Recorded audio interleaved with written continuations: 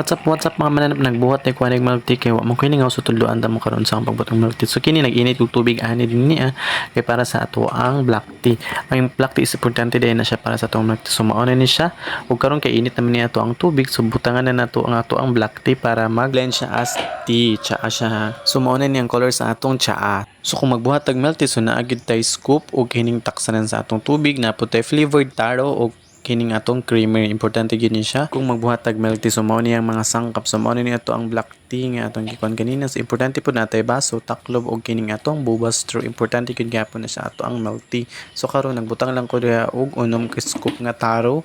og upat ka scoop na creamer lang na siya so tamang katamtaman lang na para dili tamis dili pud siya ingon nga parat kay ang creamer na ani siya pagka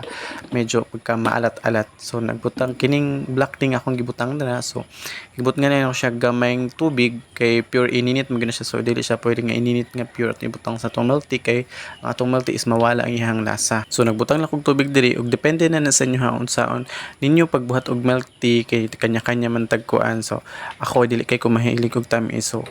kana gibutangan dyan ako na siya tubig. Dapat ang iyang tubig magsakto ra gid po siya sa ato ang milk tea para dili siya tamis or dili siya parating ana lang gid ang pagbuhat sa ato ang milk tea dili ra kaayo na siya. So syempre matik jud na no nga butangan natog ice ang atong milk tea kay mao jud makapalami kay mas lami gid ang bugnaw nga milk tea kaysa sa dili bugnaw. So importante gid ang ato ang ice. So, magbutang na taan ni sa ato ang baso nga with ice. So ang pagbuhat og milk tea no, so dili gid na siya ingon nga easy lang jud kay na pagbuhat. So medyo meticulous kay na siya nga pagbuhat og milk tea kay kailangan jud tama-tamaon nimo ang lasa nga para dili siya palpak. So kining isa ka baso wala na ko gibutangan og ice kay sa ako ni siyang kauban. So wala na ko gibutangan kay basi matab ang unya og butangan ako siya ice unya pa mo siya mauli. So kanang iyahang wala na to gibutangan og ice. So kanang iyaha ato ni siya ibutang sa ref para inigabot niya dili na siya kailangan og butangan og ice mabugnaw na siya sa ref so di na nato siya kailangan og ice cube. Kining milk tea nga akong gibuhat so dili ni siya ingon nga akong ibaligya is pang snacks lang gid ni siya so mao nang wala jud ni siya kanang pearl so wala ko nagbuhat og pearl kay nahotdan jud ko og pearl so kini wala lang ni siya pearl ha so kay pang snacks lang man so kay tara may mag-inom so dili na kailangan nato pero ibaligya nato niya to ang milk tea kailangan nato og